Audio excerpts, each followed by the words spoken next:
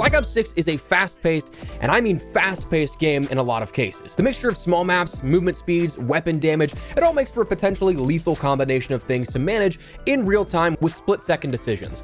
I've been absolutely grinding out MP, and along the way I've picked up a few things that can be beneficial, I think, to you perhaps, so I wanted to kick off our annual Tips to Improve guide if you're struggling in any of the general areas. So drop your thoughts as we go along. What's an area you feel you're struggling with? We're all here for the same reason, so let's collectively chat about this. If you enjoyed the video, you find it at all insightful, do me a favor and drop a like on the video, and of course, make sure to subscribe to stay updated with all things Black Ops 6. We're chasing down 600,000 subscribers, and I'd truly love to have you in the community with us. For now though, let's get into it. Before you even jump into the game, there's a few things that you should definitely try to perfect with your settings. A lot of the settings are subjective, entirely dependent on what you feel is comfortable, what is actually available to you on your console or your PC rig. So some things I just straight up can't say, hey, make sure you do this, but there are a few that we can. Tac sprint assist being something that you enable is something that allows you to have automatic tac sprint. Aim assist, you want that dynamic setting. Your FOV values, you'll probably want to adjust those so you can see more of your peripheral vision, but if you do decide to adjust that, make sure you have affected FOV, not independent alongside that, because if it's independent, it messes with that ADS scaling when you go from ADS to non-ADS. It'll almost be a jarring difference between FOVs. And sensitivities, that's entirely subjective on what feels good for you. But for in-game tips, this is something that at the very beginning, I mean, if you want to go into a grinding session here, you want to do well, warming up sounds weird for a regular public match play, but it's something that if you're really about it, there's a handful of ways that I'd suggest warming up and getting that aim ready to go. Private match with bots, if you just want to warm up your movement and your flow, getting the hang of your class. Regular matches is fine, just going into a private match and kind of weaving around a map. But if you want to warm up your aim, headshot only with recruit bots is something that helps out tremendously and gets that aim a little more on point. You can also use the practice course this year to your advantage, which is definitely nice, that you have a sort of expanded upon way to practice without any stakes at all associated with it. Though it doesn't include bots, Protocol is a map that has a lot of different elevation, a lot of different movement potential, and they of course have targets set up that you can end up taking aim at your leisure. The firing range is also a great way to get a feel for your build if you just created something new and you want to test it out. You have that recoil plate, you have the moving dummy, you have the 3 to 4 dummies down range, so you have a lot of stuff you can do. But if you want an actual in-game scenario, Infected now is not a bad idea as well. This is just something you can play for fun, get the hang of your aim back if you haven't played in a little bit, and you can also work towards some of those challenges and any streaks that you may want to get as well. You can work your way up to that nuclear metal calling card if it's something that you get a good enough lobby. Also, probably not a bad way to knock out some of those dark ops challenges, upwards of like a kill chain if you have a swarm of infected coming at you. That grace period this year for things like double kills, triple kills, all the way up to the chain killer, well, it's actually pretty long. I want to say it's like 4 to 5 seconds before that resets. So you have a very good chance of getting that stuff in, say, infected. But again, that's some stuff that if you want to warm up and just get the hang of it again, that's something that I'd recommend. But to improve a little more, play modes you're comfortable with. A lot of people may want to jump into some things that they'd either like to experience everything or they're playing with friends that don't want to play a specific mode, whatever the case. But if you're looking to maybe pad your stats or improve those a bit, playing modes with erratic spawns doesn't do anyone any good. In this instance, I'd say something like Domination, for example, where you can control spawns and there's predictability to them when they flip. This also leads into a point in a bit about map positioning and controlling power spots, recognizing map flow, but some modes inherently are more predictable than others, which, if you can read those things, obviously allows you to improve your score, kills, or anything that you're working on. And if you do care about that KD, I would not recommend things like hardcore face-off or regular face-off, because even with Domination in there, you're still going to get some wild gameplay. Kill confirmed and kill order, those spawns are insanely erratic, so you're going to die a lot on that kind of stuff. But beyond that, weapon selection is a huge thing when it comes to tips on how to improve, but it's also another one that is subjective. Unless you're going for camos or ranking weapons up, which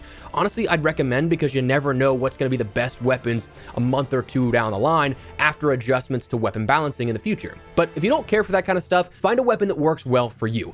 End of the day, who cares if you're stuck to the GPR or the C9 for the most part? Who cares if that's your most used weapons? If it works well for you, you feel like you can work well with the weapon, use it.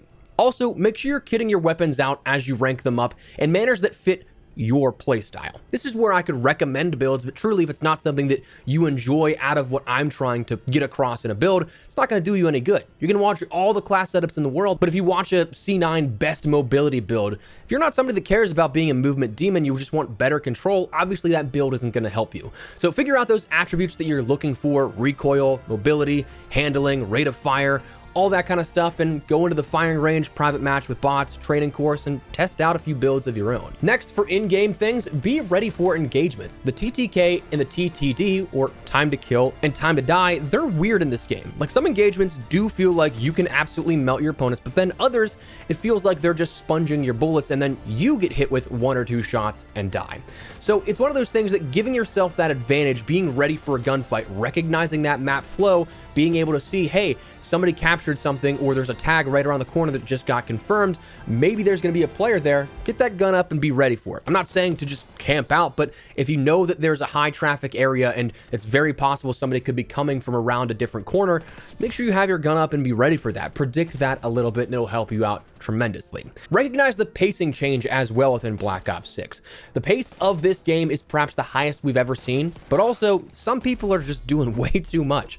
Like, Omni movement, I think, is great. I think it's great for map traversal, but at the same time, you don't necessarily need it. Like, I've already seen so many clips, great example on screen for my buddy Lazy, of people that are trying way too hard to get absolutely nowhere with it. So if it's not your jam, don't force it. You can still play a bit slower pace than having to be a movement demon and let all those Omni movement dudes do all this work while you're just having good aim and tracking them down. Like, they can move all around they want, spam their sticks as much, but I mean, if you end up just shooting them as they're doing all that kind of stuff, well, they did all that for nothing, you still got the kill. Map power positions are also everything in a lot of 6v6 maps.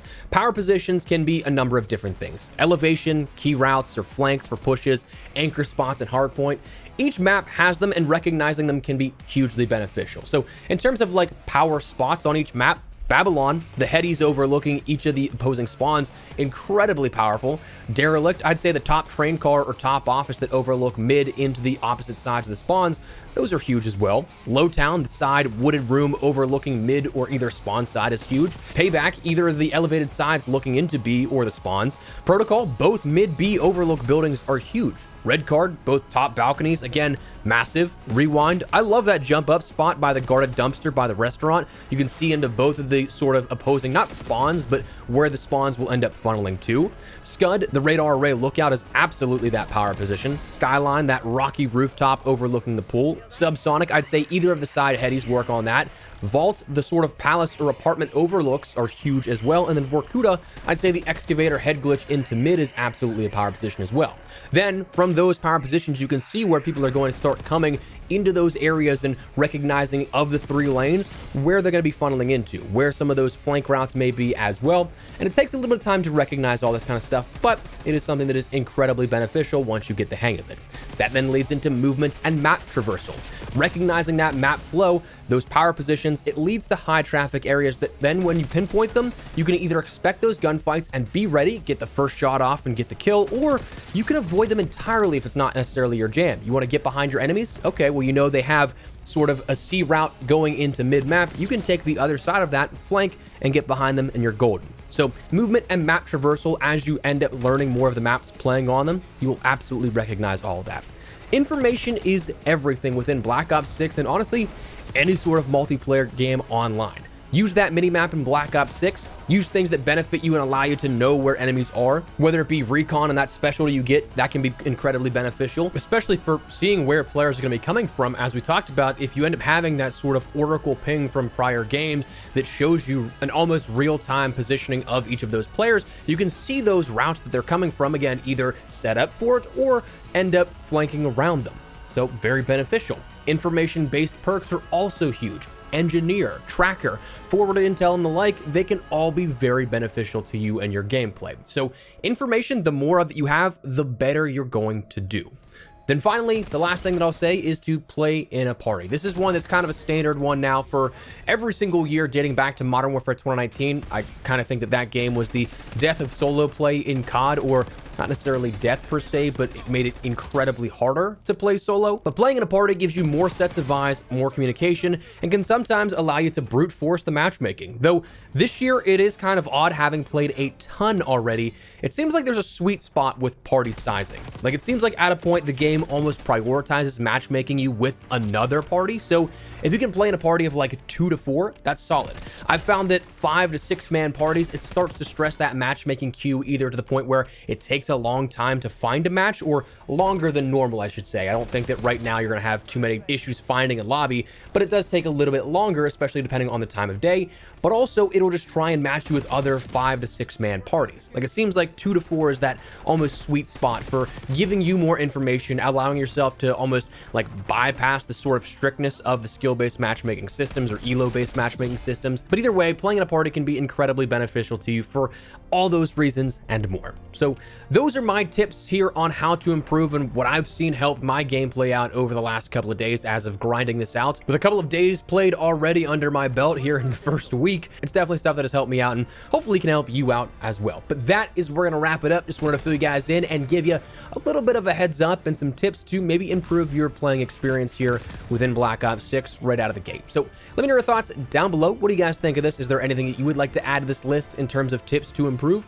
Feel free to drop it down below. But if you enjoyed the video, you found it at all insightful, do me a favor and drop a like on it. And of course, if you are new to the channel, make sure you subscribe so you don't miss a single thing regarding all things Black Ops 6. We still have so much up on deck you guys won't want to miss, and I'd love to have in the community for. But for now, thanks so much for watching. Mine has been Espresso. I'll see you later. Take care and peace.